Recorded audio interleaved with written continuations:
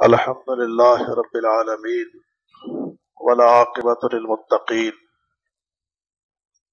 والصلاة والسلام علی خاتم الانبیاء والمرسلین اما بعد اعوذ باللہ من الشیطان الرجیم بسم اللہ الرحمن الرحیم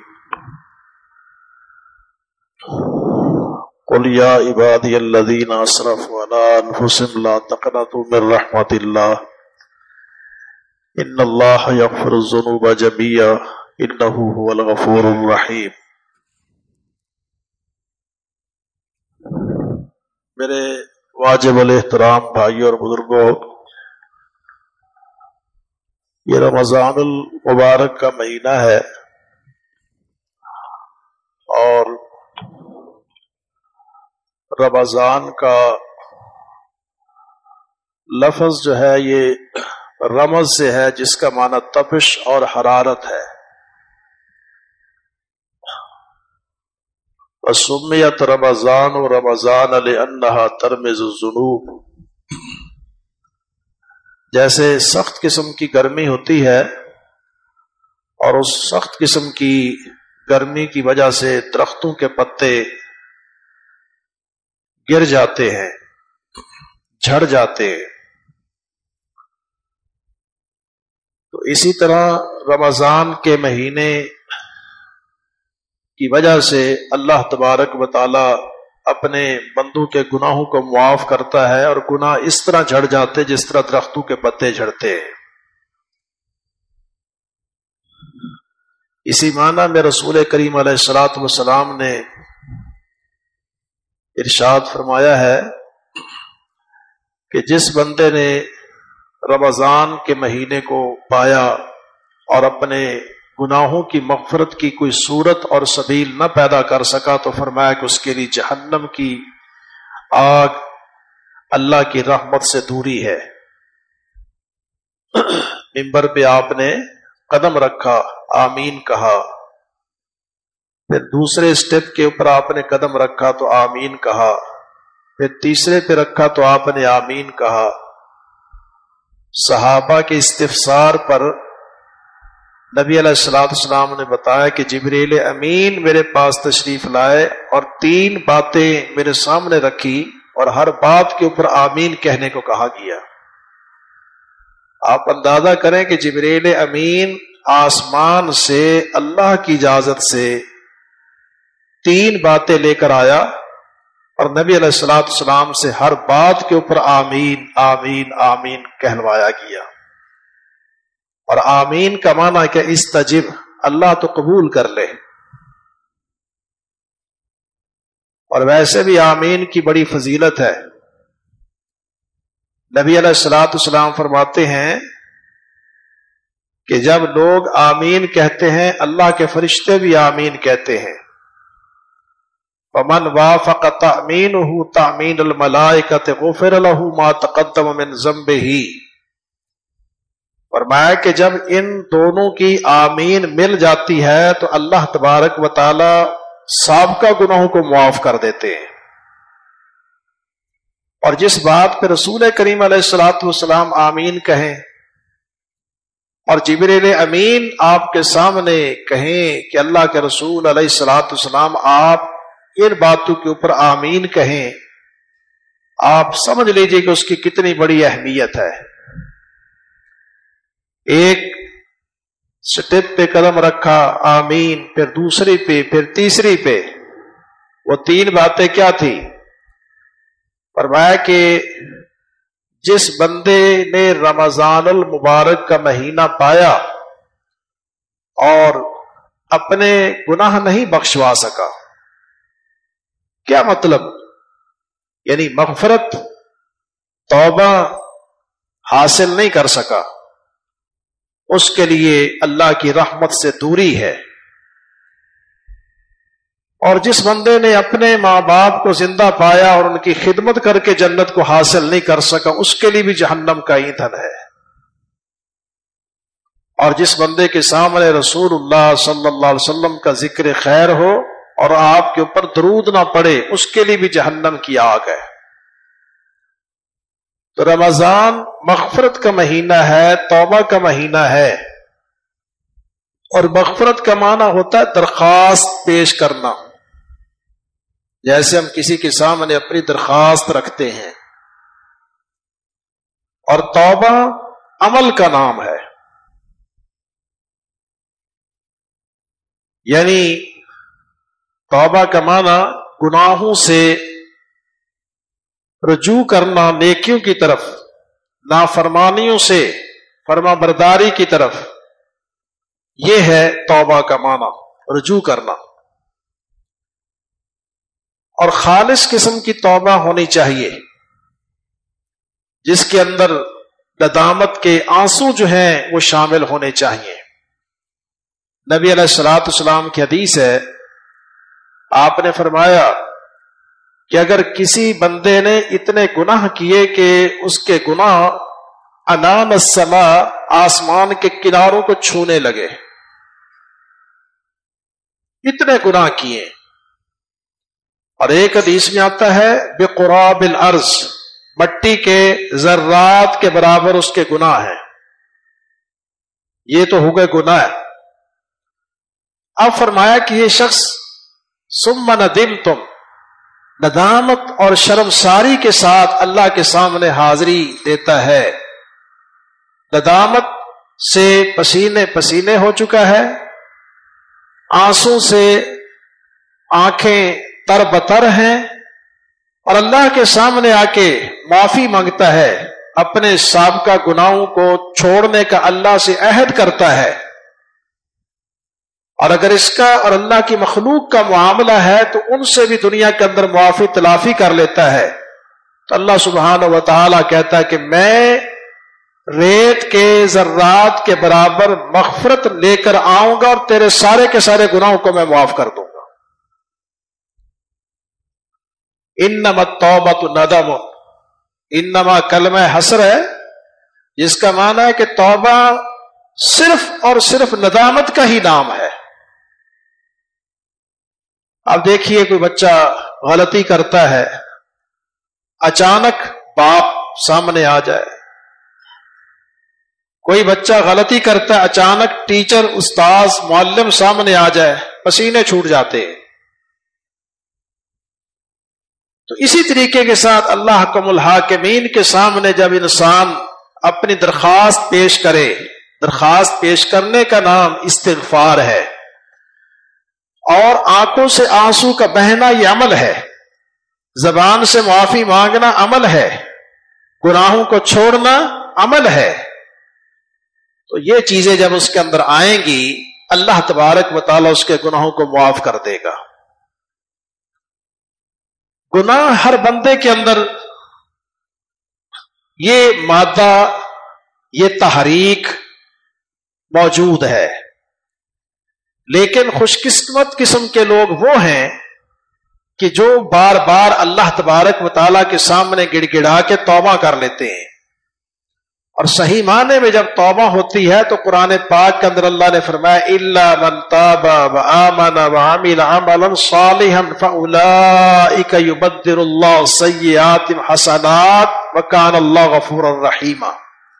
سورۃ الفرقان فرمایا کہ جس شخص نے توبہ کی، وآمن، ایمان بھی لے آیا، وعمل عملا صالحا، صرف زبانی جمع خرچ نہیں، عمل بھی صالح ہیں، فاولئک یبدل اللہ سیئات حسنات، رب کائنات ان کی سیئات کو نامہ اعمال سے ختم کر کے اس جگہ کو خالی نہیں چھوڑتا، اس جگہ کے اوپر بھی نیکیاں ڈال کے رب کائنات ان گناہوں کو نیکیوں سے تبدیل کر دیتا ہے، اور اللہ تبارک و تعالی غفور الرحیم ہے۔ آپ خود سوچیں کہ جس عمل کی وجہ سے انسان کے گناہ مٹ جائیں، نیکیاں ڈال دی جائیں، پہلے اللہ تبارک و تعالی اس کے اوپر ناراض تھا، لیکن اب اللہ تبارک و تعالی اس سے محبت کر رہا ہے، ایسا عمل شیطان کو کیسے بھائے گا؟ شیطان کو یہ عمل کیسے گوارا ہے؟ اس لیے شیطان جتنا کسی کو گناہوں کی طرف لگاتا ہے، جتنی محنت کرتا ہے، جتنی کوشش کرتا ہے، اس سے کہیں زیادہ شیطان کی یہ کوشش ہوتی ہے کہ کہیں میری محنت ضائع نہ چلی جائے۔ پھر وہ کیا کرتا ہے؟ کبھی تو بندے کے اندر مایوسی ڈالتا ہے، مایوس ہو جانا، نا امید ہو جانا، یہ سمجھ لینا کہ میرا کام نہیں ہوگا۔ تو یاد رکھو، لفظ ابلیس کا معنی ہی مایوسی ڈالنا ہے، اور وہ بندوں کے درمیان مایوسیاں ڈال کے، نا امیدیاں ڈال کے ان کو دور کرتا تاکہ ان کے گناہوں کی توبہ ہو ہی نہ سکے۔ تو کبھی بھی مایوس نہیں ہونا چاہیے۔ انسان بیمار ہے، مایوس نہیں ہونا چاہیے۔ ہاں، ڈاکٹر حضرات اپنے علم کی روشنی میں ٹھیک ہے، وہ کہہ دیتے کہ اس حد تک ہمارا علم تھا، اب آگے ہمارے پاس اس کا علاج نہیں ہے، یہ ان کا اپنا علم ہے۔ لیکن اللہ حکم الحاکمین، خالق کائنات، وہ تنکے میں جان ڈال دے، وہ جس طریقے کے ساتھ چاہے سو کر سکتا ہے۔ حضرت ایوب علیہ السلام کی مثال قرآن پاک کے اندر اللہ نے بیان کی ہے، اور یہ مثالیں قصے کہانی کے لیے نہیں، یہ ہدایت کے لیے ہیں، رہنمائی کے لیے ہیں، نصیحت کے لیے ہیں، سبق ہیں۔ کتنا لمبا عرصہ ہو گیا بیمار پڑے ہوئے ہیں، اس قابل نہیں کہ اٹھ کے جا کے خود محنت کر سکیں، کما سکیں۔ اللہ کا پیغمبر ہے، ان کی بیوی گھروں میں جا کے محنت کرتی ہے اور کما کے لاتی ہے، اور حضرت ایوب علیہ السلام کی خدمت کر رہی ہے۔ کتنی پاک باز مومنہ ہے، ساتھ نہیں چھوڑا، گھبرائی نہیں، پریشان نہیں ہوئی، اپنے شوہر کی خدمت کر رہی ہے۔ تو سبق سمجھا دیا گیا کہ عورتوں اپنے شوہروں کی خدمت کیا کرو، ان کی قدر کیا کرو، ان کا اکرام کیا کرو، ان کا احترام کیا کرو، اور یہ گھر کے کام کاج یہ تمہاری ذمہ داری ہے۔ اللہ کے نبی کی بیوی محنت کر رہی ہے۔ لمبا عرصہ گزر گیا، بیمار پڑے ہوئے ہیں۔ ایک موقع پہ چھوٹا سا ایک جملہ ان کی زبان سے نکل گیا جو کہ ناشکری کے زمرے کے اندر آتا تھا۔ جیسے ہم کہہ دیتے ہیں جی صحت مل ہی نہیں رہی، تکلیف جا ہی نہیں رہی، اس انداز کی گفتگو ہے۔ حضرت ایوب علیہ السلام کہتے کہ یہ جو تیری زبان سے کلمہ نکلا ہے اتنا بھیانک قسم کی بات ہے کہ اس کے اوپر میں نے تجھے 100 کوڑے مارنے ہیں۔ بہرحال اللہ تبارک و تعالیٰ سے دعا کرتے ہیں، رب انی مسنی الضر وانت ارحم الراحمین۔ یہ دعا یاد کر لو، اے اللہ مجھے تکلیفوں نے، بیماریوں نے مس کیا ہے۔ مس کا معنی چھونا، ٹچ کرنا، اور تو ہی سب سے مہربان ہے، رحم کرنے والا ہے۔ اللہ تبارک و تعالیٰ نے فرمایا کہ ارکض برجلک ھذا مغتسل بارد وشراب۔ اے میرے بندے ایوب علیہ السلام، اتنے سال تو نے تکلیفوں کے اندر گزار لیا، ایک جگہ کے اوپر پڑے پڑے، کتنی راتیں، کتنے مہینے، کتنے سال بیت گئے جس کو اللہ ہی جانتا ہے۔ کوئی ناشکری کا کلمہ تیری زبان سے نہیں نکلا۔ آج ہم نے تیری دعا کو قبولیت کا درجہ دے دیا۔ اپنی ایڑی زمین پر مارو، نہانے کے لیے پانی اور پینے کے لیے پانی رب کائنات نے وہاں سے جاری کر دیا جہاں حضرت ایوب علیہ السلام کے قدم لگے تھے۔ بیماریاں ختم ہو گئی۔ وجدناہ صابرا، اللہ نے فرمایا کہ ہم نے ان کو صابر پایا۔ کھانے کے لیے کچھ نہیں صبر، پینے کے لیے کچھ نہیں صبر، گھر نہیں ہے صبر، موت نہیں اموات ہیں، موت نہیں اموات ہیں۔ کیا مطلب اموات کا؟ بیٹے، بیٹیاں، پوتے، پوتیاں، نواسے سارے دنیا سے چلے گئے، اکیلے ایوب علیہ السلام ہیں اور ان کی بیوی ہے۔ موت نہیں اموات ہے۔ لیکن وجدنا صابرا، اور یہ رمضان بھی ہمیں صبر کا سبق دیتا ہے۔ صبر، ان اللہ مع الصابرین، اللہ تبارک و تعالیٰ صبر کرنے والوں کے ساتھ ہے۔ فرمایا کہ جب کوئی تمہارا بندہ روزے کی حالت میں ہو، کسی سے لڑنا نہیں، جھگڑنا نہیں، شور نہیں کرنا، اور کوئی بے حیائی کا کلمہ تمہاری زبان سے نہیں نکلنا۔ اگر کوئی بندہ تم سے لڑ پڑے تو اس سے بھی جوابی کارروائی نہیں کرنا، بلکہ کہنا انی صائم، میں روزے کی حالت میں ہوں۔ کیا ہے؟ صبر ہے، یہ ہے صبر۔ اور دوسری حدیث میں فرمایا کہ الصیام جنۃ کجنۃ احدکم من القتال، جس طریقے سے دشمن سے کوئی لڑنے کے لیے جاتا اس کے ہاتھ کے اندر سپر ہے، ڈھال ہے، دشمن کی گولی اور اس کے تیر سے بچنے کے لیے اس ڈھال کو اپنے آگے کر لیتا ہے تاکہ اس کو نہ پہنچ پائے، اسی طریقے سے فرمایا کہ روزہ تمہارے لیے جہنم کی آگ سے ڈھال ہے، لیکن کب تک ڈھال ہے؟ ما لم یخرقها بالغیبہ، جب تک کسی کی غیبت کر کے اس ڈھال کو ناکارہ نہیں کر دیتا۔ جس طرح روزہ جان بوجھ کے کھانے سے ٹوٹ جاتا ہے، اسی طریقے کے ساتھ گالی دینے سے، غیبت کرنے سے، جھوٹ بولنے سے، جاہلانہ کام کرنے سے بھی روزہ ٹوٹ جاتا ہے۔ اپنے روزے کو محفوظ کرنا ہے تو یہ رمضان کا مہینہ صبر کی تلقین اور صبر کا سبق دیتا ہے۔ ایوب علیہ السلام نے صبر کیا، اللہ سے دعائیں کی، رب کائنات نے دیکھو حضرت ایوب علیہ السلام کو صحت بھی دی، مال بھی دیا، دولت بھی دی، اور جتنے افراد ان کی زندگی میں دنیا سے مر چکے تھے، رب کائنات نے قرآن پاک کے اندر یہ بات ذکر فرمائی ہے کہ اس وقت تک اس نبی کو نہیں موت دی جب تک اپنی آنکھ سے اتنے افراد دیکھ نہیں لیے۔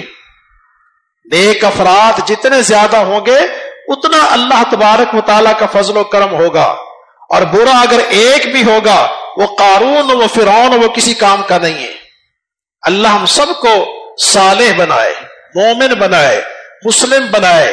اللہ ہمیں جتنی بھی اولادیں دے، قیامت تک آنے والی ذریات سب کو رب کائنات عمل صالح اور ایمان کی دولت سے مالا مال کرے۔ پھر اس کے بعد اللہ تبارک و تعالیٰ نے اپنے اس پیغمبر کو مال و دولت سے کس طرح نوازا ہے، آپ صحیح بخاری، صحیح مسلم، سنن اربع، دیگر کتب کے اندر پڑھ جائیے۔ حضرت ایوب علیہ السلام غسل فرما رہے ہیں، آسمان سے جراد من ذہب، سونے کی ٹڈیوں کی بارش ہونے لگی۔ ایوب علیہ السلام ان کو سمیٹ رہے ہیں۔ اللہ کہتا ہے کیا وما غنیت، تو کیا میں نے تجھے غنی نہیں کیا؟ کہنے لگے غنی تو کر دیا، لیکن یہ تو تیری رحمت ہے، تیری رحمت سے تو میں کبھی بھی غنی نہیں ہو سکتا۔ لیس بی غنی عن رحمتک، اور بیوی سے کہا تھا کہ 100 کوڑے ماروں گا۔ اللہ تبارک و تعالیٰ نے اور قسم اٹھائی تھی، فرمایا کہ ہمارے پیغمبر آپ اپنی قسم کو پورا کر لو۔ خذ بیدک ضغثا، ضغث آپ اس کو جھاڑو سمجھ لیں، اور در حقیقت کھجور کا خوشہ جس کے اوپر کھجوریں لگتی ہیں، اس کی 100 ڈنڈیاں ہونی چاہیے، مارنا نہیں، آپ نے لگانا ہے، آپ کی قسم پوری ہو جائے گی۔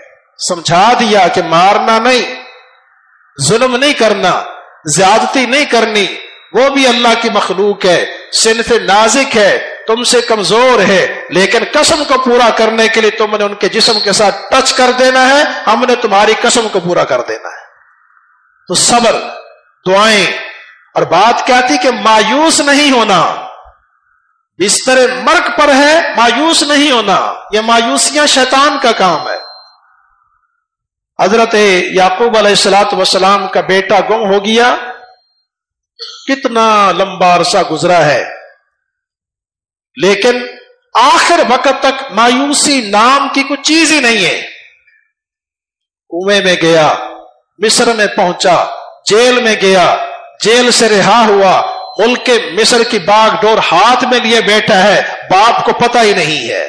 عالم الغیب اللہ کی ذات، اس کے علاوہ کوئی عالم الغیب نہیں ہوتا۔ اللہ کا نبی ہے، یہ پتہ نہیں کہ میرا بیٹا کنویں کے اندر ہے۔ اللہ کا نبی ہے، یہ بیٹا نہیں کہ یہ پتہ نہیں کہ میرا بیٹا جیل کے اندر ہے یا میرا بیٹا مصر میں پہنچا ہوا ہے۔ عالم الغیب صرف اور صرف اللہ تبارک و تعالیٰ کی ذات بابرکات ہے، اللہ کے علاوہ کوئی عالم الغیب نہیں۔ نبی علیہ السلام سفر میں ہے، حضرت اما عائشہ رضی اللہ تعالیٰ پیچھے رہ گئی. عبداللہ بن ابی منافق نے بہتان لگا دیا. کتنی پریشانی ہے. اللہ تبارک و تعالی نے حضرت اما عائشہ کی پاکیزگی میں سورۃ نور کی آیات نازل فرما دی جس میں عقیدے کے احکام کے بہت سارے مسائل ہیں. لیکن ایک مسئلہ یہ بھی ہے اللہ کے نبی کو یہ تک پتہ نہیں چلا کہ اما عائشہ پیچھے رہ گئی ہیں. عالم الغیب ہوتے تو کیا اپنی بیوی کو اس طرح چھوڑ کے آتے؟ کافر آئے بہانے سے نبی علیہ الصلوۃ والسلام کے سامنے فرمائش کر دی کہ ہمیں قرآن پاک کے قاری دے دو، ہم نے قرآن پڑھنا ہے. آپ نے روانہ کر دیے. راستے کے اندر دشمنوں نے گھیر لیا، پہاڑی کے اوپر چڑھ گئے، سب کو شہید کر دیا. اللہ کے نبی علیہ الصلوۃ والسلام کیا عالم الغیب تھے؟ اگر عالم الغیب تھے تو آپ پر اپنے صحابہ کو دشمن کے حوالے کر دیا. عالم الغیب صرف اور صرف اللہ تبارک و تعالیٰ کی ذات بابرکات ہے، اس کے علاوہ کوئی عالم الغیب نہیں. حضرت یعقوب علیہ الصلوۃ والسلام مایوس نہیں ہوئے. آخر ایک مرحلہ وہ بھی آیا کہ اپنے بیٹوں سے کہتے ہیں کہ یا بنی یذهبوا فتحسسوا من یوسف واخیہ، اے میرے پیارے بیٹوں جاؤ یوسف کو تلاش کرو. تحسسوا حس سے ہے، حسیات سے کام لینا، محسوس کا لفظ بھی اردو کے اندر استعمال ہے. جاؤ تلاش کرو. لا تیأسوا، مایوس نہیں ہونا. اللہ تبارک و تعالیٰ کی رحمت سے وہی مایوس ہوتا ہے جو ظالم قسم کا بندہ ہوتا ہے. کافروں کا کام ہے مایوس ہونا. فرمایا کہ مایوس نہیں ہونا. مایوس نہیں ہوئے تو میرے بھائیوں مایوس نہیں ہونا چاہیے. دیکھیے اللہ رب کائنات نے یوسف علیہ الصلوۃ والسلام دعائیں کر رہے، اللہ المستعان انما اشکو بثی وحزنی اللہ. اللہ کے سامنے گڑ گڑاؤ. ادعوا اللہ وانتم موقنون بالاجابہ. اللہ سے جب دعا کرو تو تمہیں یقین ہونا چاہیے کہ اللہ نے میری دعا کو قبول کرنا ہے. یہ کبھی نہیں کہنا چاہیے کہ میں نے دعا مانگی تھی میری دعا قبول ہی نہیں ہوئی. یہ تو اس کا کام ہے کہ وہ کب قبول کرتا ہے، کس شکل میں قبول کرتا ہے. ایوب علیہ الصلوۃ حضرت یعقوب علیہ الصلوۃ والسلام نے تو دعائیں اسی وقت سے کی ہیں، لیکن رب کائنات نے کس شکل کے اندر قبول کیا کہ ملک مصر کا بادشاہ بنا کے باپ کو دکھا دیا، اپنے نبی کو دکھا دیا. تو اس لیے مایوس نہیں ہونا چاہیے. قل یا عبادی الذین اسرفوا علی انفسہم لا تقنطوا من رحمت اللہ ان اللہ یغفر الذنوب جميعا انہ هو الغفور الرحیم. سورہ زمر کے اندر فرمایا کہہ دو ہے کہ میرے بندو جنہوں نے اپنے نفسوں پر زیادتیاں کی ہیں، لا تقنطوا من رحمت اللہ، اللہ کی رحمت سے مایوس نہ ہو جایا کرو. ان اللہ یغفر الذنوب جميعا، بے شک اللہ تبارک و تعالی ہر قسم کے گناہوں کو معاف کرتا ہے. انہ هو الغفور الرحیم، بے شک وہ بخشنے والا نہایت ہی مہربان ہے.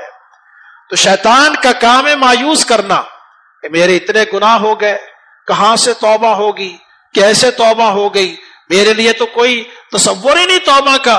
تو میرے بھائیو توبہ کرنے والے کے لیے اس وقت تک دروازہ کھلا ہوا ہے جب اس کے سانس اکڑ کے حلق تک نہیں آتے، یا جب تک یہ سورج مشرق کے بجائے مغرب سے طلوع نہیں ہوتا. ان اللہ یقبل توبۃ العبد ما لم یغرغر. اور کوئی پتہ نہیں کہ کب موت آ جائے گی. اس لیے جب گناہ ہو جائے انسان اس انتظار میں نہ بیٹھا رہے کہ میں نے بعد میں توبہ کرنی ہے، یا انسان کو مایوس نہیں ہونا چاہیے کہ مجھ سے گناہ ہو گیا لہذا میرے لیے توبہ ہی نہیں ہے. ان اللہ یحب التوابین ویحب المتطہرین.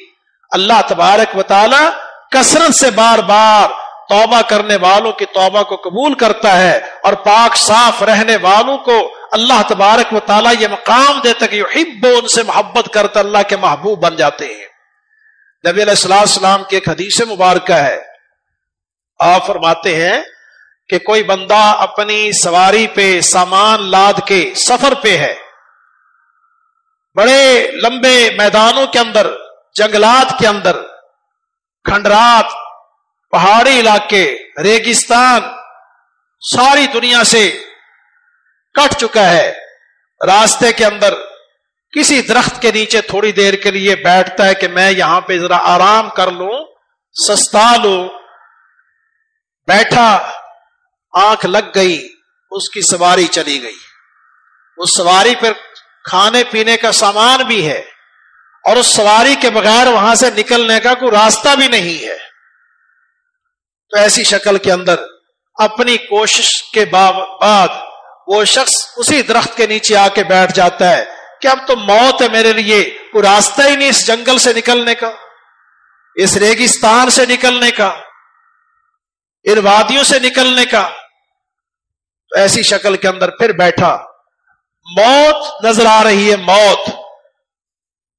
تصور کرے کہ جب انسان پانی میں گر جائے، ڈوب رہا ہو، اللہ نہ کرے آگ لگ چکی ہو گھر میں، اللہ نہ کرے چاروں طرف سے دشمن کی یلغار ہو، اس وقت کیا کیفیت ہوتی ہے کلیجہ انسان کا، اس وقت کس طریقے کے ساتھ حرکت کرتا ہے، دل کی کیا کیفیت ہوتی ہے، کس طرح کی حرکات ہوتی ہیں۔ موت نظر آتی ہے، موت۔ اب وہ بھی موت کے انتظار میں بیٹھا ہوا ہے۔ رسول اللہ صلی اللہ علیہ وسلم فرماتے ہیں کہ بس بیٹھے بیٹھے پھر آنکھ لگ جاتی ہے، اتفاق سے جب آنکھ کھلتی ہے دیکھتا ہے وہی سواری، وہی سامان اس کے سامنے ہے۔ چند لمحے پہلے موت کی انتظار ہے۔ اب جو بندہ موت کو اتنے قریب سے دیکھ رہا ہو اور اچانک اس کو رہائی مل جائے، چھٹکارا مل جائے، اللہ کی طرف سے کوئی مدد اور نصرت آ جائے، کیا اس کی خوشی کا عالم ہوگا۔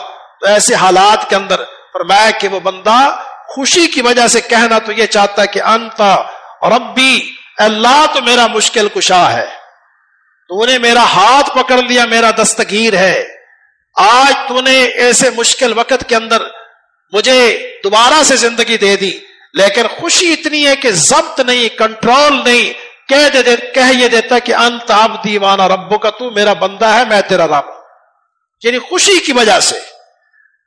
اگر ایسی سوچ ہو کہ تو میرا رب میں تیرا بندہ، لیکن عدم کنٹرول کی وجہ سے کچھ اس طرح کی بات نکل جائے یا بدحواسی کی وجہ سے نکل جائے تو اللہ کے نزدیک وہ قابل مواخذہ نہیں۔ فرمایا کہ جیسے اس بندے کو خوشی ہے، اسی طریقے کے ساتھ جب کوئی بندہ توبہ کرتا ہے تو اللہ تبارک و تعالیٰ کو اس بندے سے بھی زیادہ خوشی ہوتی ہے کہ میرا بندہ بھولا ہوا آج میرے در کے اوپر دوبارہ آ گیا ہے، یہ دوبارہ واپس آ گیا ہے۔ اس کی بہت ساری مثالیں ہیں۔ ایک مثال جس سے آپ یہ بات سمجھ لیں کہ انسان کو کسی موڑ پہ مایوس نہیں ہونا چاہیے، رسول اللہ صلی اللہ علیہ وسلم فرماتے ہیں کہ ایک شخص نے 99 قتل کر ڈالے، پھر کسی بندے سے جا کر پوچھتا ہے کہ کیا میرے لیے توبہ ہے؟ یہ ان لوگوں کے لیے نہیں جو ہزاروں قتل کرنے کے درپے اور وہ سوچے کہ ہم قتل کرتے چلے جائیں، ان لوگوں کے لیے ہیں کہ جنہوں نے یہ گناہ کر لیے اب توبہ کرنا چاہتے ہیں، تو مایوس نہیں ہونا چاہیے۔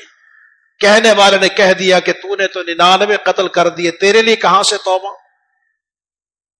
اب اس بندے نے سوچا کہ جب میرے لیے توبہ ہے ہی نہیں تو پھر میں اس کو بھی ڈھیر کر دوں، اس کو بھی قتل کر دیا، پورے کے پورے 100 قتل کر دیے۔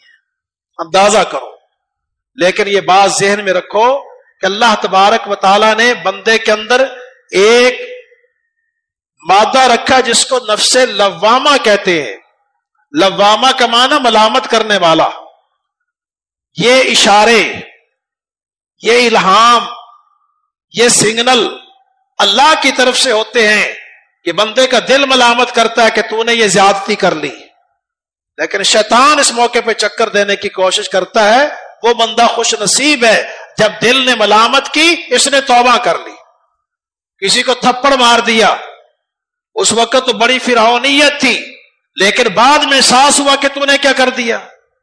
جب احساس ہوا فوراً انسان اس سے معافی مانگ لے، بلکہ اس سے کہہ لے کہ میرے بھائی مجھے تھپڑ مار لو، بدلہ لے لو دنیا کے اندر۔ قیامت کے دن انسان کیا وہاں پر قصاص یا دیات یا وہاں پر کیا حساب و کتاب چکائے گا؟ دنیا کے اندر کسی کی غیبت کر لی، دنیا کے اندر جا کر انسان اس سے معافی مانگ لے، کسی کو اذیت پہنچا دی، دنیا کے اندر اس سے جا کر معافی مانگ لے۔ تو ایسے نفس کو نفس لوامہ کہتے ہیں۔ اور ایک وہ نفس ہوتا ہے جو انسان کو گناہوں کے اوپر اکساتا ہے، وما ابرئ نفسی ان النفس لامارۃ بالسوء، اس کو نفس امارہ کہا جاتا ہے۔ اگر کوئی بندہ نفس لوامہ کے بعد तौबा कर लेता है तो ये नफ्स मुतमइन्ना बन जाता है। या अय्यतुहन नफ्सुल मुतमइन्ना इरजिई इला रब्बिकी रादियतम मर्दिया फदखुली फी इबादी वदखुली जन्नती। उसको तौबा करने से सुकून मिल गया, मग़फ़िरत की दुआएं करने से सुकून मिल गया, मुआफ़िया मांगने से सुकून मिल गया, कुरान पढ़ के उसको इत्मीनान मिल गया, जिक्र अज़कार और दुआओं से उसको इत्मीनान मिल गया। आज दुनिया से जब सफर कर रहा है, अल्लाह का फरिश्ता जन्नत के रेशम का टुकड़ा लाकर उसके सामने बैठा हुआ है और उससे कहता है कि ओ मेरे भाई, या अय्यतुहन नफ्सुल मुतमइन्ना, छोड़ इस दुनिया को, तो नफ्स मुतमइन्ना है। आज तुझे हासिल करने के लिए जन्नत का रेशम लेकर आज हम उसके अंदर तेरी रूह को लपेटने के लिए तेरे पास आ चुके हैं। इरजी इला रब्बिक, चल अपने रब की तरफ। फदखुली फी इबादी वदखुली जन्नती, अल्लाह तबारक व तआला से फरमान जारी हो जाता कि मेरे बंदों में दाखिल हो जा, मेरी जन्नत में दाखिल हो जा। नबी अलैहिस्सलाम फरमाते हैं कि नेक बंदे की रूह को जब कब्ज किया जाता है, रब्बे कायनात के फरिश्ते रेशम का टुकड़ा लेकर उसके सामने जैसे हाजिर होते हैं, ये सारी दुनिया से अपने जहन को हटा के अपनी तवज्जो उसी के ऊपर मरकूज कर लेता है और अल्लाह के फरिश्ते उसको उठा के उसमें लपेट लेते हैं। आसमान तक अल्लाह के फरिश्ते कतार में खड़े होते हैं और उसको मुबारकबाद पेश करते कि मा अतयब हाजिर री, मा अतयब हाजिर री, मा अतयब हाजिर री। कैसी पाकीज़ा खुशबू है जिसको हमने इसने इस ढांचे से जिस्म से हमने हासिल किया है। इसलिए हमें मायूस नहीं होना। जब सिग्नल मिल जाए, आपका ज़मीर आपको झंझोड़े कि इस दुकानदार के साथ आपने ज्यादती की है, इस मजदूर के साथ आपने ज्यादती की है, इस मुलाजिम के साथ आपने ज्यादती की है, इस नमाजी के साथ आपने ज्यादती की है, इस खतीब, इस आलिम, इस मुअज्जिन के साथ आपने ज्यादती की है, तो उस वक्त समझ लीजिए कि अल्लाह की तरफ से आपको मदद मिल चुकी है। आप फौरन अल्लाह तबारक व तआला की मदद को हासिल करने के लिए दुनिया के अंदर मुआफी तलाफी का सिलसिला कर लें। 100 आदमी को कत्ल करने के बाद भी चैन नहीं मिला, सुकून नहीं मिला। गुनाहों से कभी सुकून नहीं मिलता, गुनाहों से कभी इत्मीनान नहीं मिलता, करार नहीं मिलता। गुनाहगार किस्म के लोग गुनाह करते करते माल दौलत के एतबार से कारून बन गए और लोगों के ऊपर जुल्म इस्तिबदाद के वाले से फिरौन बन गए, लेकिन फिर भी दिल चाहता कि फांसी पे लटक जाए और फांसियों पे लटक जाते हैं, खुदकुशी करते हैं। और एक दरवेश किस्म का बंदा जिसका खाना पीना पूरा नहीं, बड़े सुकून के साथ अपनी जिंदगी बसर कर रहा होता है। अला बिज़िक्रिल्लाह तत्मइन्नुल कुलूब, अल्लाह के जिक्र से, कुरान से सुकून मिलता है। कुरान पढ़ा करो। नबी अलैहिस्सलाम सुर्ख किस्म की आंधियां देखते, बादलों के बदले हुए रंग देखते तो अल्लाह के हुजूर सजदे में गिर जाते, अल्लाह से मुआफिया मांगा करते थे। अल्लाह परेशानियों को भी टाल देता था और सुकून भी नसीब फरमा देता था। तो मेरे भाइयों, कभी मायूस नहीं होना चाहिए।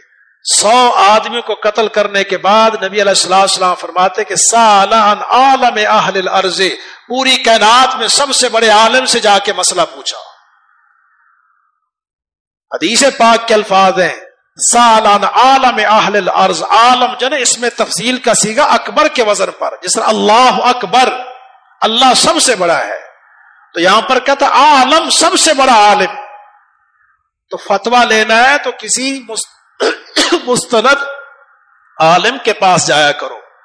मसला पूछना है तो किसी मुस्तनद आलिम से जाकर पूछा करो और कोशिश किया करो कि बड़े से बड़े आलिम के पास जाकर मसला पूछो। और उसमें नीयत यह नहीं होनी चाहिए कि मेरी मर्जी का फतवा मिल जाए, मेरी मर्जी का जवाब मिल जाए। और मुफ्ती और आलिम का फर्ज यह है कि वो बगैर दलील के, कुरान और सुन्नत की दलील के बगैर किसी किस्म की कोई बात ना बताए, ये उसका फर्ज है। और ये आलिम और मुफ्ती जो होता है, ये बिल्कुल जहन्नम के किनारे पर खड़ा होता है जब इससे कोई बंदा सवाल करता है। इसका कोई लेना देना हो या ना हो, अगर गलत जवाब देगा जानबूझ के जहन्नम का ईंधन बनेगा, और अगर सही जवाब देगा तो ये वो चीज है जिसकी आखिरत को बना देगी, संवार देगी। इसलिए हमें किसी की चरब जबानी اور کسی کی لہن آواز کی خوبصورتی اور کسی کا ظاہری جبہ کبا دستار، ان چیزوں کو یہ نہیں سمجھ لینا چاہیے کہ بس ہم نے یہیں سے ہی مسئلہ پوچھنا ہے اور یہیں سے ہمیں جواب ملنا چاہیے، چاہے اس کو قرآن و سنت کا کوئی ایک ضابطہ اصول نہ آتا ہو، کوئی ترجمے کی بات نہ آتی ہو، کوئی تفسیر کی بات نہ آتی ہو، کوئی حدیث کی بات نہ آتی ہو، بغیر قرآن و سنت کی دلیل اور علم کے فتویٰ دینا، نبی علیہ السلام نے فرمایا کہ ایسے لوگ ضلو خود بھی گمراہ ہوں گے، اضلو دوسروں کو بھی گمراہ کریں گے، علم اٹھ جائے گا۔ اتخذ الناس رؤوسا جہالا، فرمایا کہ لوگ اپنے رئیس ان کو بنائیں گے جو کہ جاہل ہوں گے، فافتوا بغیر علم، وہ بغیر علم کے فتوے دیں گے، ضلوا واضلوا، خود بھی گمراہ ہوں گے، دوسروں کو بھی گمراہ کریں گے۔ اللہ ہم سب کو علم القرآن کی دولت سے اور علم السنہ کی دولت سے مالا مال کرے۔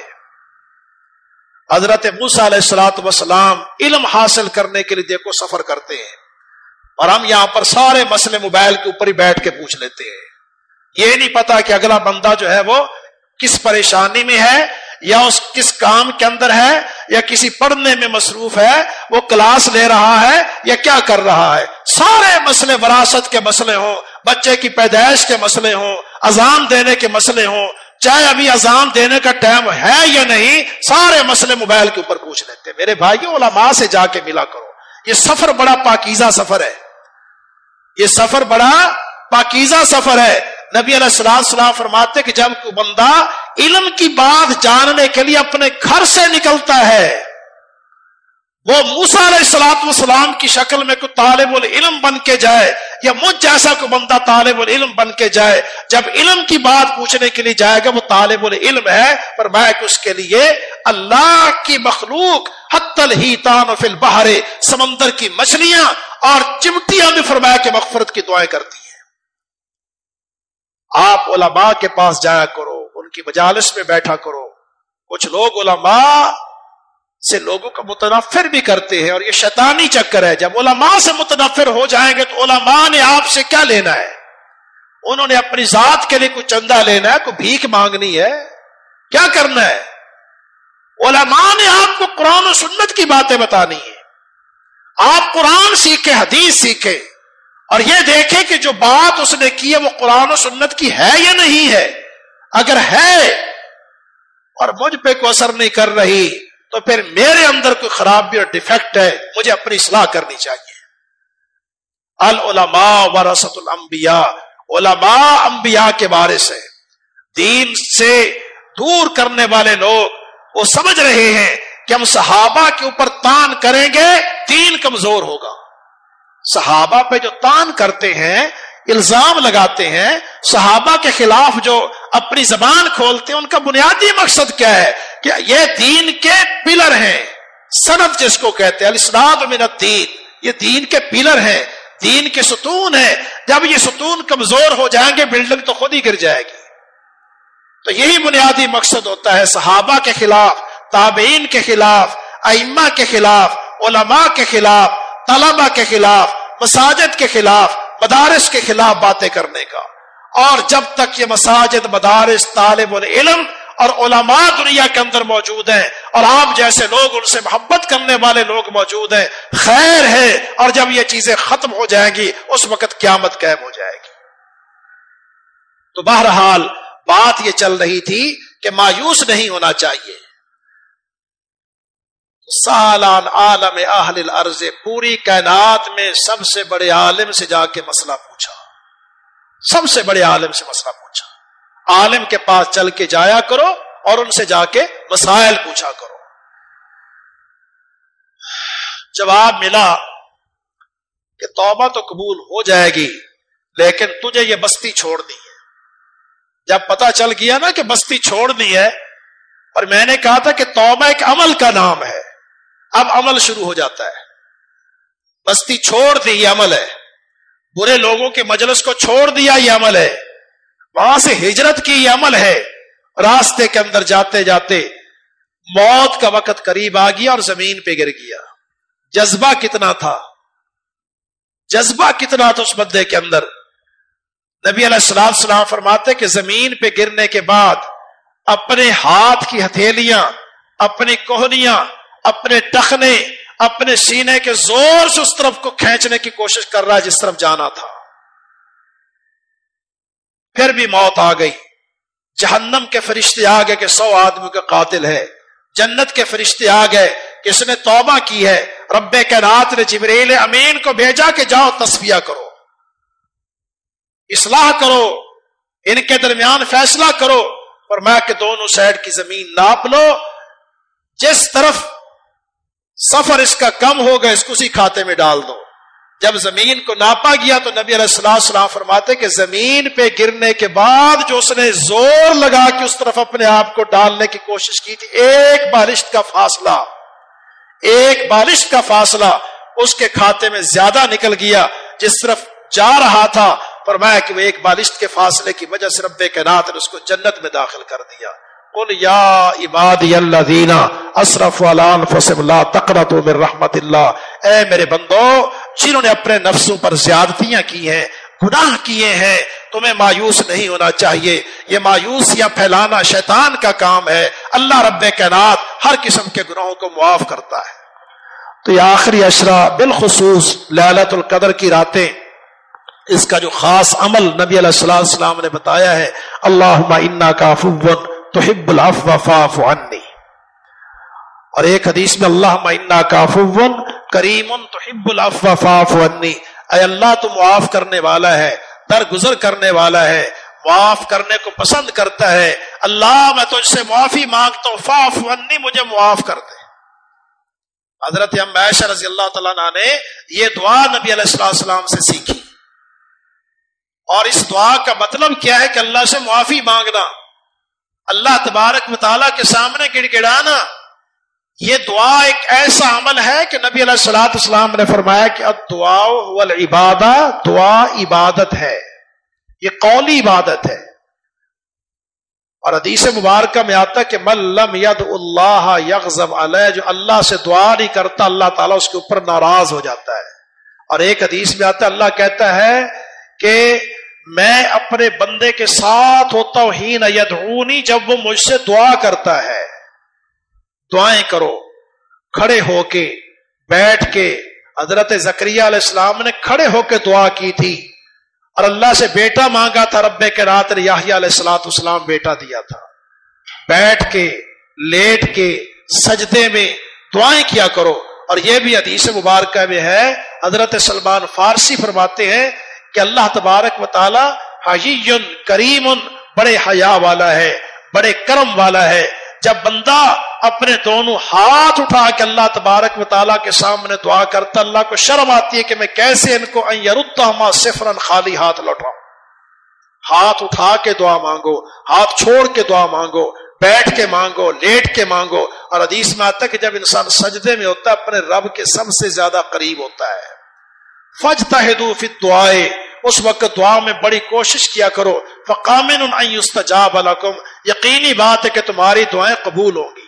یہ سجدہ دعا جس طرح سجدہ تلاوت کرتے ہم، سجدہ صلاۃ نماز نہیں، اس سجدے کے اندر وہی دعا پڑھنی ہے جو اللہ کے نبی صلی اللہ علیہ وسلم نے سجدے کی دعائیں سکھلائی ہے. یہ عبادات کا معاملہ آگے پیچھے نہیں کرنا ہے ان کو، یہ توقیفی ہے. جو دعائیں اللہ کے نبی صلی اللہ علیہ وسلم نے سکھائی ہیں وہی پڑھنی ہے. لیکن دعا الگ سے آپ کرنے کے لیے سجدے میں جا کے جو دعائیں کرنا چاہیں سو کریں، دعائیں کریں. تو یہ دعائیں اللہ تبارک و تعالیٰ قبول کرتا ہے. اللہم انک عفو کریم تحب العفو فاعف عنی، اس کے اندر بھی یہی مضمون ہے، یہی بات ہے کہ دعا کرنی ہے، معافی مانگنی ہے. اپنے لیے دعائیں کرو، اپنے والدین کے لیے دعائیں کرو، اپنے رشتہ دار احباب دوستوں کے لیے دعائیں کرو. ہم ان کے لیے دعائیں کریں گے، اللہ کے فرشتے وہ کلمات ہمارے لیے اللہ تبارک و تعالیٰ سے دعا کر کے مانگیں گے. جب انسان کسی کے پیٹھ پیچھے ہوتا ہے دعا کرتا ہے، اللہ کے فرشتے وہی کلمات وَلَكَ مِثْلُهُ، تو نے اس کے لیے کلمے بولے، تیرے لیے اس کی مثل، جس کے لیے اللہ کے فرشتے دعا کرے. کتنا بڑا اس کا مقام ہے. ربنا اغفر لنا ولاخواننا الذين سبقونا بالایمان، اللہ ہماری مغفرت فرما اور ہمارے ان بھائیوں کی مغفرت فرما. سبقونا بالایمان، جو ایمان میں ہم سے سبقونا سبقت لے گئے، ایمان میں سبقت لے گئے. یہ جب ہم دعا پڑھتے سورۃ الحشر کی تو اس کے اندر صحابہ کے لیے، تابعین کے لیے، تبع تابعین کے لیے، ائمہ کے لیے، والدین کے لیے، اساتذہ کے لیے، حضرت آدم علیہ السلام تک جتنے بھی نیک لوگ ہیں سب کے لیے دعائیں ہیں، سب کے لیے دعائیں ہیں. حضرت ام عائشہ فرماتی ہیں کہ اس قرآن پاک کی دعا کے اندر امرتم بالاستغفار لاصحاب محمد صلی اللہ علیہ وسلم، تمہیں حکم دیا گیا ہے کہ تم اللہ کے پیغمبر کے صحابہ کے لیے مغفرت کی دعائیں کرو. فسببتم، تم نے الٹا کام شروع کر دیا کہ ان کو گالیاں دیتے ہو. آگے کیا فرماتی ہے؟ سمیت رسول اللہ صلی اللہ علیہ وسلم، میں نے اللہ کے پیغمبر سے سنا، آپ فرمایا کرتے تھے لن تہلک ہذہ الامۃ حتی تلعن آخرها اولها. فرمایا کہ جب بعد والے لوگ پہلے والے لوگوں پر لعنت کے لفظ استعمال کریں گے ہلاک ہو جائیں گے، برباد ہو جائیں گے، کوئی ان کی دنیا کی زندگی نہیں رہے گی. حضرت ام عائشہ رضی اللہ تعالیٰ عنہا یہ بتاتی ہیں. پھر ایک دوسری دعا جب ہم التحیات پڑھتے ہیں، صحیح بخاری کی حدیث ہے، جب ہم التحیات پڑھتے ہیں، التحیات للہ والصلوات والطیبات السلام علیک ایھا النبی ورحمۃ اللہ وبرکاتہ، اور اس کے بعد جب یہ کہتے ہیں السلام علینا وعلی عباد اللہ الصالحین، اللہ ہمارے اوپر سلام، السلام علینا وعلی عباد اللہ الصالحین، اور اللہ کے نیک بندوں کے اوپر سلام. فرمایا کہ جب یہ الفاظ ہم کہتے ہیں تو فرمایا کہ یہ سلام زندہ، مردہ، قبر میں، کہیں پر بھی، دنیا کے کسی کونے کے اوپر بھی بیٹھا ہوا تو فرمایا کہ اس کو یہ سلام یعنی دعا پہنچ جاتی ہے. بخاری کی حدیث. اور سلام کا معنی کیا ہے؟ التعری من الآفات، اللہ تجھے بیماریوں سے محفوظ رکھے، آفات سے محفوظ رکھے، جہنم کے عذاب سے تجھے محفوظ رکھے. اور یہ جو رات لیلۃ القدر سلام ہی حتی مطلع الفجر، اس کے اندر سلام ہے، اور وہاں پر السلام علینا وعلی عباد اللہ الصالحین، صالحین کے لیے دعائیں کی جا رہی ہیں. تو میرے بھائیوں، دعاؤں کی راتیں ہیں، استغفار کی راتیں ہیں، توبہ کی راتیں ہیں، مغفرت کی راتیں ہیں. ان اوقات کو غنیمت جانیے. یہ رات جو خیر من الف شہر، 1000 مہینے کی نیکی ایک پلڑے کے اندر رکھ دو اور دوسرے پلڑے میں صرف اس ایک رات کی نیکیاں رکھ دو، خیر، اس رات کی نیکیاں اس سے بہتر ہے. تو بہرحال اللہ تبارک و تعالی ہمیں مایوسیوں سے بچائے، صحیح معنی کے اندر توبہ استغفار کے اللہ ہم سب کو توفیق نصیب فرمائے، اور اللہ تبارک و تعالی ہمیں ایمانی حیات نصیب فرمائے، ایمانی موت نہ نصیب فرمائے. ویسے تو سب نے مرنا ہے، لیکن اللہ ہمیں ایمانی موت نہ نصیب فرمائے، ایمانی حیات نصیب فرمائے، ایمانی غیرت نصیب فرمائے. اللہ تبارک و تعالی سب دنیا کے کسی بھی کونے کے اندر کوئی بھی عباد الصالحون ہے، اللہ ہم سب کی مغفرت فرمائے. اللہ ہمارے ماں باپ کی مغفرت فرمائے، اساتذہ کی مغفرت فرمائے. اللہ ہمیں سب کے لیے خیر کا ذریعہ بنائے، اور اللہ تبارک و تعالی ہر قسم کے شر سے ہم سب کو بچا لے.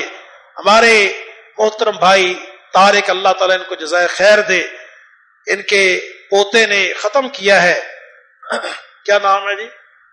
فرقان. ماشاءاللہ. ویسے بھی شہر رمضان الذی انزل فیہ القرآن ھدی للناس وبینات من الھدی والفرقان. اللہ تبارک و تعالی صحیح معنی میں اسم بامسمہ بنائے، اور ان کا پڑھنا ان کے لیے، ان کے اساتذہ کے لیے، ہماری اس مسجد کے لیے، سب کے لیے خیر کا ذریعہ بنائے. صرف فرقان اور ان کے والدین کے لیے ہی نہیں بلکہ سب کے لیے اللہ تعالیٰ اس کو خیر کا ذریعہ بنائے. اللہ تبارک و تعالیٰ قبول فرمائے. اللہ ہم سب کو قرآن پاک کا حافظ بنائے، سب کو قرآن پاک کا عالم بنائے، سب کو حدیث کا عالم بنائے، اور اللہ تعالیٰ ہم سب کو باعمل مسلم بنائے. اور جب تک زندہ رکھے دین اسلام کے لیے رکھے، اور جب بھی موت ہے دین اسلام پر، عقیدہ توحید پر. اللہ تبارک و تعالی خاتمہ بالخیر ہم سب کو نصیب فرما دے.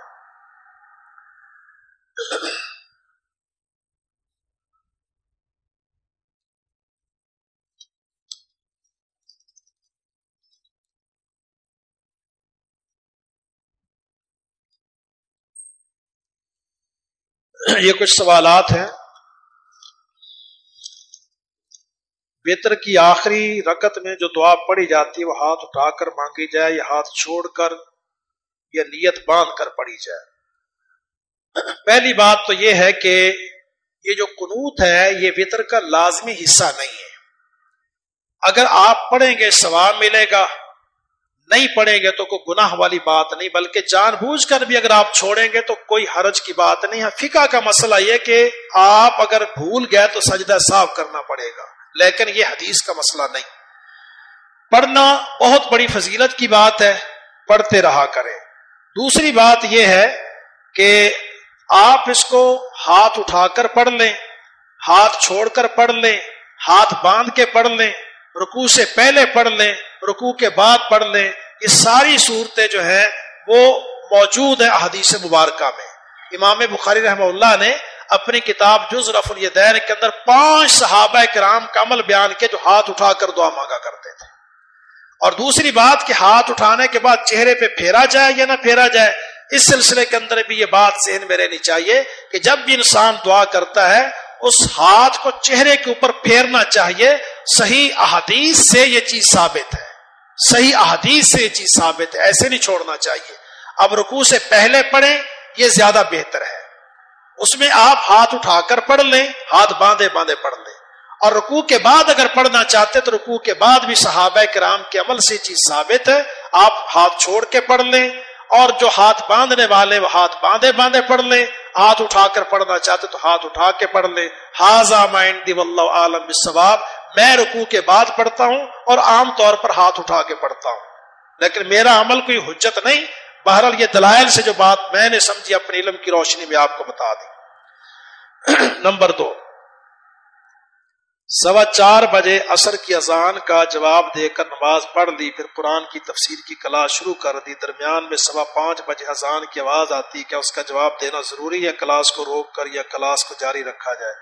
جو اذان پہلے آپ لوگوں نے سن لی اس کا آپ نے جواب دے دیا، اب آپ کی ذمہ داری پوری ہو گئی۔ اس کے بعد جتنی بھی اذانیں ہوتی رہتی ہیں ان کا آپ کے اس اذان سے یا آپ کے اس عمل سے کوئی تعلق نہیں، آپ اپنا جو باقی سلسلہ ہے اس کو آپ جاری و ساری رکھیں۔ ایک اذان کے دینے کا جواب ہے وہ آپ نے دے دیا ہے۔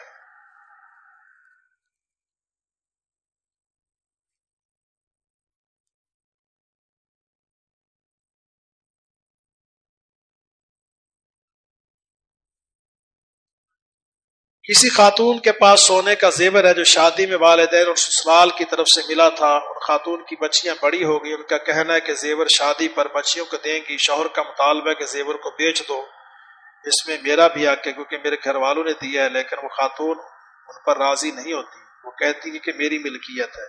ملکیت تو عورت کی ہی ہے، ظاہر بات ہے کہ اس کو گفٹ کی شکل میں یا ہدیے کی شکل میں یا جس شکل میں بھی دیا گیا ہے، اب اس کی مرضی وہ بیچے یا نہ بیچے۔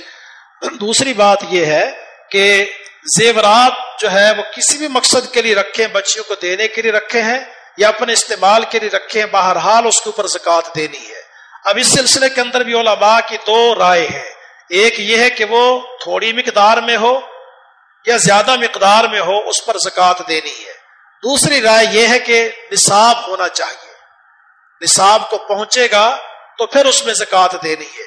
بہرحال اس میں یہ بات تو اپنی جگہ پر یعنی مضبوط ہے کہ جو لوگ سونے کا کاروبار کر رہے ہیں، زرگر ہیں، سنار ہیں، یا سونا لے کے رکھ لیتے کہ بعض میں ہم بیچ دیں گے، تو در حقیقت یہ نصاب ان لوگوں کے لیے ہے۔ اور رہا جن کے پاس گھریلو استعمال کے زیورات تھوڑی مقدار میں، احتیاط کا پہلو یہی ہے کہ وہ اللہ کا شکر ادا کرنے کے لیے اس میں سے بھی زکوٰۃ اس کے پیسے بنا لیں، اور پیسے بنانے کے بعد 2.5% اس میں سے زکوٰۃ ادا کریں، اس سے پاکیزگی بھی ہوگی اور اللہ تبارک و تعالیٰ ان زیورات کو چورو ڈاکو سے محفوظ بھی رکھے گا انشاءاللہ۔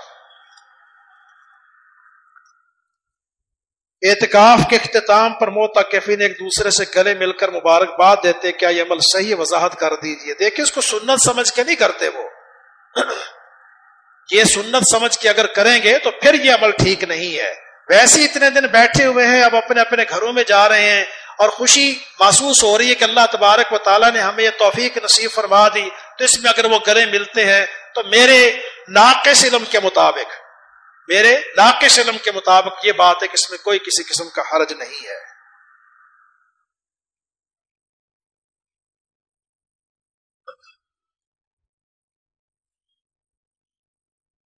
لیلۃ القدر کی راتوں میں جو دروس کے چھوٹے موٹے سلسلے ہوتے ہیں، ساری ساری رات اس میں نہیں لگانی چاہیے۔ چھوٹے موٹے نصیحت کے پروگرام اگر ہیں تو اس میں کوئی حرج نہیں ہے، لیکن ان پروگرام کا مقصد یہ نہیں کہ بس ہم اس سے فارغ ہو گئے تو اب لیلۃ القدر جو ہے وہ ہم نے پا لی۔ تدارس العلم ساعۃ خیر من احیاء اللیل، علم کے لیے تھوڑا سا وقت بھی انسان بیٹھ جاتا ہے تو یہ بہت بڑی نیکی ہے۔ علم کا سیکھنا، علم کا سکھانا، قرآن پاک کا درس، حدیث کا درس، یہ بڑی بابرکت قسم کی مجلسیں ہیں، لیکن باقی ساری رات کے اندر ہمیں اللہ کے سامنے توبہ بھی کرنی ہے، استغفار بھی کرنا ہے، دعائیں بھی کرنی ہے، اور کثرت کے ساتھ یہ دعائیں پڑھنی، اللہم انک عفو تحب العفو فاعف عنی۔ اللہ تبارک و تعالی ہم سب کے گناہوں کو معاف فرمائے، اور اللہ سبحانہ و تعالی ہمارے اس بچے نے جو کچھ پڑھا ہے